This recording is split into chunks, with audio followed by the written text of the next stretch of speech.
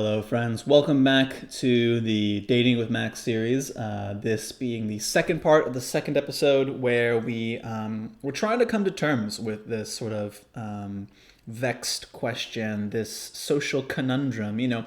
Plenty of fish in the sea, people say, but is this proliferation of choice? Is it freeing? Is it liberating? Or is it actually paralyzing?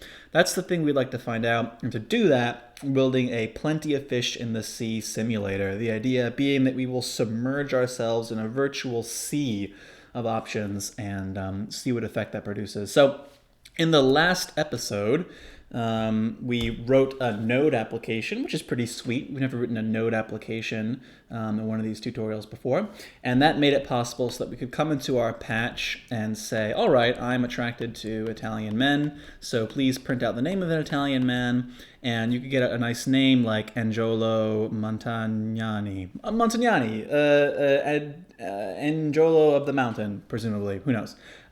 Which is pretty handy. So from here, we have the name of the fish, aka person, but now we need an ocean. We need a literal virtual ocean that we can dive into. And for that, we're going to use something called a skybox. So a skybox, imagine you're playing, Quake 3D or Wolfenstein 3D or whatever, and somehow you find some seam at some place in the geometry. You get outside the level, you start falling forever, and you're falling, and everywhere you look is this enormous, sort of infinitely distant sky. That's the skybox, and what it actually is, it's sort of an infinitely large cube, each face of which is, so the front, back, up, down, right, and left face of which is painted with some kind of image that the programmer provides. That's the skybox. Techniques for doing this kind of thing have gotten much more sophisticated, but for now it's going to be good enough for us. The max object for managing this kind of thing is called jit.skybox. First, I'm just going to make a jit.world to contain all this stuff here. Throw that off to the side, and now we make a jit.gl.skybox. And jit.gl skybox works with a companion object called jit.gl.cubemap. Presumably you can use cubemap for something else. If you can, I don't know about it. And cubemap has the more familiar 6 inlets here. And the order of these inlets, as near as I can tell, is front, back, up, down, right, left. So I don't actually myself have any real creative computing skills. I don't know how to do modeling or animation or composition or sound design or any of that bullshit. All I really know is how to do Max. So I don't know how to make a skybox, but I found a nice Creative Commons underwater scene online. Look at this, it's lovely. A very talented person must have put this all together, one imagines. So I'm just going to take this and use it in our patch. Here in the folder that contains both the Node application and the Max patch, which is available as part of the previous part of this tutorial, I'm going to make a new folder called Skybox. Seems like a good name. And I'm just going to put these 6 images in here. Back, down, front, left, right, and up. Then before we can actually use these in this patch, I'm going to rename these for reasons that will become clear later. Because Skybox is going to use them in the order front, back, up, down, right, left, I'm going to make sure these appear alphabetically in that order. So this front one, I'm going to rename to O1 front, back becomes O2 back, up becomes O3 up, down becomes O4 down, right is O5 right, and left is O6 left. Okay. So now, if we were using Max version 6, or Max version 5, or Max version 4, or whatever, prehistoric, Paleolithic Max people were using before they invented the wheel and cuneiform and all that stuff, we would use a uMenu object, we would point it at this folder and tell it auto-populate 1. But in Max 7, we can use this very exciting thing called the file browser. The file browser is basically a fancy tool. You open the file browser, by the way, by pushing Command B, or going to File, Show File Browser. And File Browser is basically a very fancy tool for managing the Mac's search path, which files Macs can find without the full path. So which folders Macs happens to be looking in when you try to tell it to open a particular file. So I'm going to make a new, these collections here are sort of like YouTube playlists. They're just collections of objects that you can manage. So, I think we used this actually last in Dating with Macs episode 1, as I recall. So let's make a new collection here and let's call it CBox. And then let's just drag these images, in there. So now Macs has these. And what's useful here too is that in Max 7, if you make a U menu, you can actually point it at this collection. So we can do U menu at collection CBox at autopopulate1. And what this will do is make a U menu that's already filled with these 6 images. And because they appear in this order, front, back, up, down, right, left, we can do something slick like this. We can make a load bang object and a trigger bang bang, so that the second bang will actually cause this cube map to output its contents. And we'll make an Uzi and Uzi 6. Oops, and Uzi 6. Trigger II. And the first I is going to go to a gate with 6 outputs because I want this gate to filter what's coming from this U menu. So what we're going to do is use this Uzi to send output 1 to this first inlet, output 2 to the second inlet, output 3 to the third inlet, and so on. Just connect these up like so. And then here, we're just going to bang on the contents of this U menu, make a jit.matrix to hold the input, and then finally throw in an import movie $1 bang. Connect the middle outlet of the U menu object there. And now if we double click on this load bang, it should load up all 6 of these images, put them in the appropriate slots in JITGL cube map, and if we look at what's in this thing, we see nothing. Why do we see nothing? Did an error occur? Can't find file. Is that really what's happening? I'm so mad. How can you not find this file? It's right here in the collection. Okay, well this is stupid. So let's try deleting all these from this collection. Let's try deleting this collection entirely. And then let's make a new collection called CBox. And let's drop these files in here and come back into Macs and do this again. And now, did it find the files? Did it find the files? So it did find the files? Okay, let's throw let's throw a jit.gl.handle here and attach it to the skybox and make a reset message and see if it found everything. Sort of, they're all in the wrong order though. Front, back, up, down, right, left. Front, back, up, down, right, left. Oh, this is off by 1. I should be subtracting 1 here because U menu indexes from 0. A little debugging, but that's okay. Debugging happens.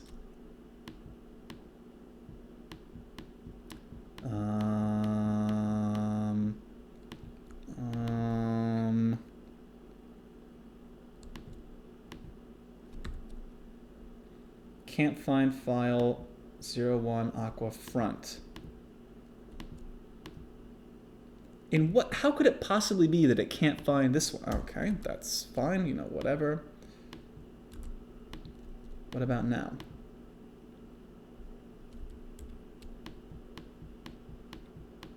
I've never been more mad in my entire life. So 1 it can find.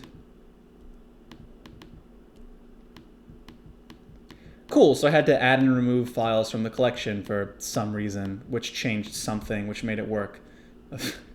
Go figure. I mean, full disclosure, I've done a couple takes of this video and had to delete and recreate this thing a couple times, so maybe the search path got confused. I don't know.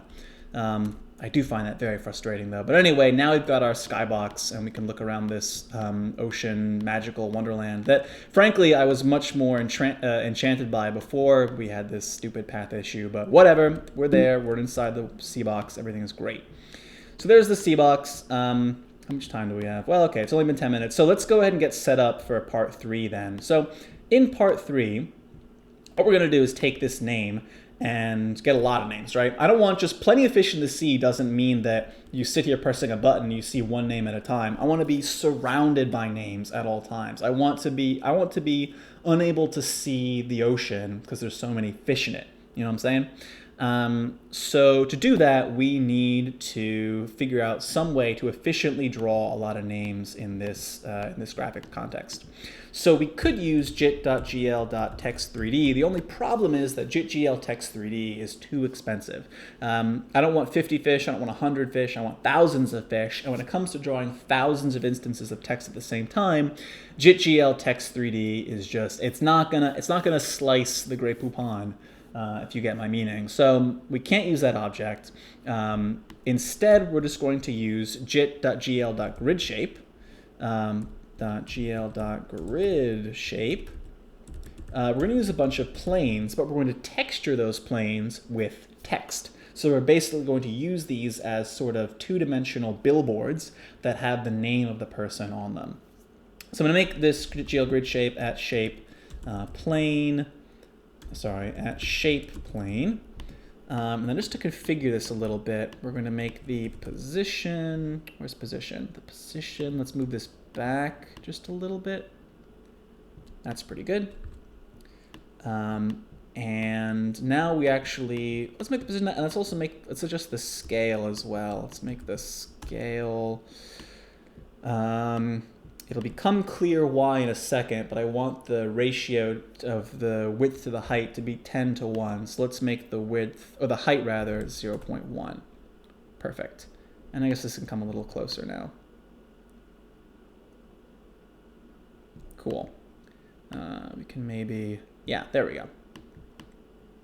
Nice. And of course the JIT-GL handle here is applied to the skybox, not to this thing. So it's always floating menacingly right in the middle of our vision. That's kind of spooky.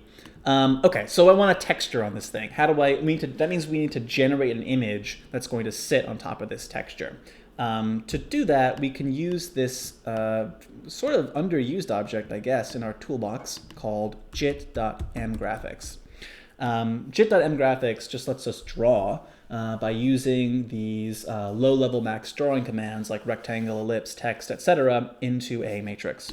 So I'm going to do a jit.mgraphics, give it the dimensions 1024 by 102. And what I'm going to do is every time I get a name by banging on this thing, I'm going to clear the contents of this mgraphics and then draw the name into it. So clearing the mgraphics is easy. We do clear underscore surface, and then we set the fill color, set source RGBA 1111. That's full white alpha, and we'll also, set the font size to be 64. This is how we reset the state of this mgraphics object. And then after that, we just need to draw the text. Before we can draw the text, though, we have to figure out where to draw it. So let's bring this guy over here and get a sense of kind of the flow of this thing. So whenever the name comes in here, what we're going to do is we'll do a trigger symbol bang. So the first thing we'll do is clear out the graphics context like this. The next thing we need to do is measure the text and then draw the text. So we'll first do, fortunately there's a function here called text measure that will give us the width and height of the text at the current font size. So we'll send this text measure down in here, and it will come out of this outlet. We'll get the width and height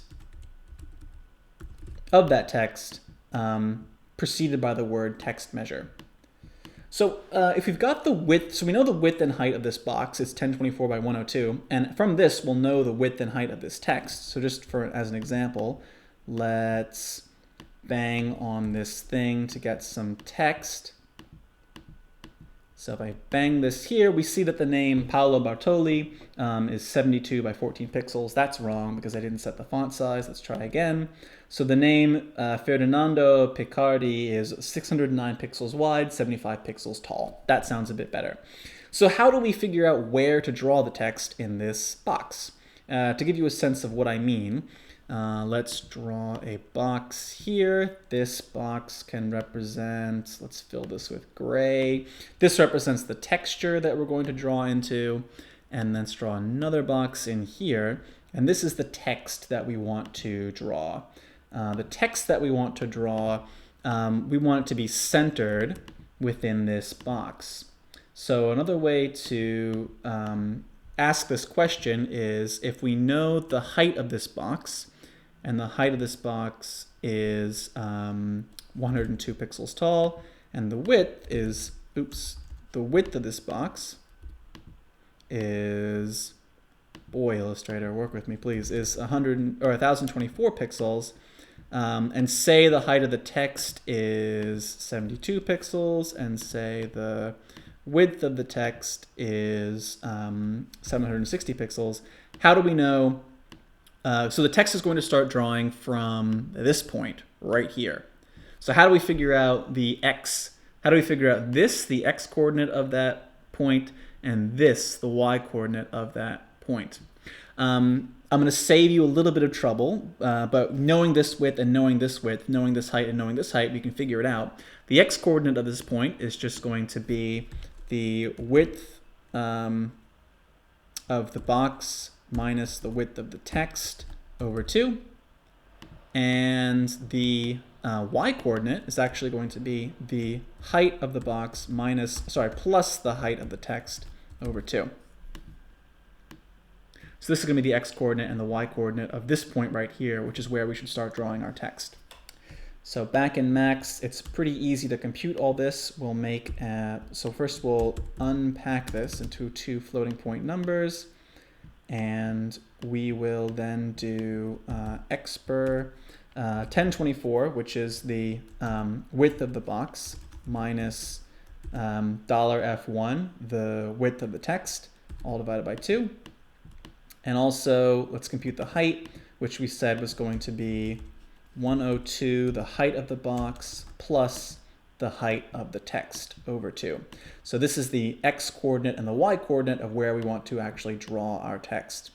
So we can POC these back up. That's PAK, not PACK, with a move _2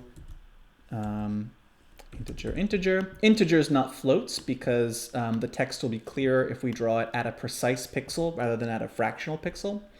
And then I'm just going to connect this up to this mgraphics, like so. There we go. So then after measuring the text here, we'll do show text, show underscore text $1, and finally fill.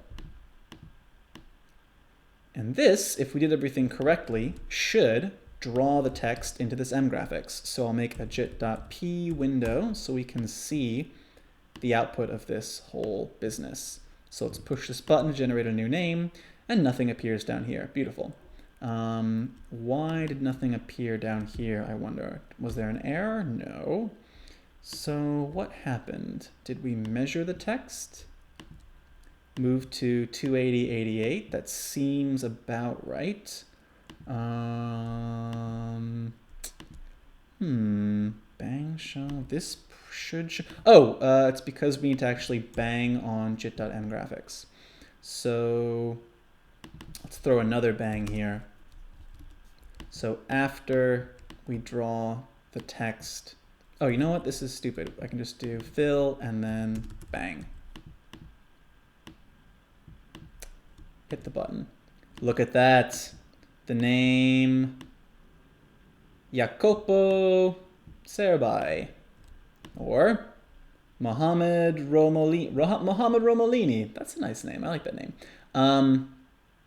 Cool. And this is an image that we can just slap directly onto this JitGL grid shape. So instead of showing it in a P window, we'll do jit.texture, jit.gl.texture, connect mgraphics to texture and texture to grid shape, hit this button. Oh my God, look at this, we've done it. There's the name sitting on top of the grid shape inside this ocean. Yes, the text is slightly gray. Yes, there's a big black border here. No, none of that is ideal, but this, believe it or not, you know, it's just like a relationship. It's not always at first clear. This is, you know, actually this isn't like the beginning of a relationship, because this is part 2 of our 3-part tutorial on making this Plenty of Fish generator. This is like the beginning of the middle of a relationship, where it's not super exciting and, well, okay, I hope it's still exciting. Where it's not clear how it's going to work out, say. It's not clear where it's going to go. You know, it seems like maybe we have the pieces of something beautiful, but we don't know yet. But trust me, we do, where things are about to get really exciting. So we'll figure out this black box thing. We'll make this text white. We'll get a lot more text going on, all in part 3. Stay tuned. It's going to be the best thing that happens to you in your entire life. I guarantee it. Thanks again for watching, and I'll see you guys in the next one. Take it easy.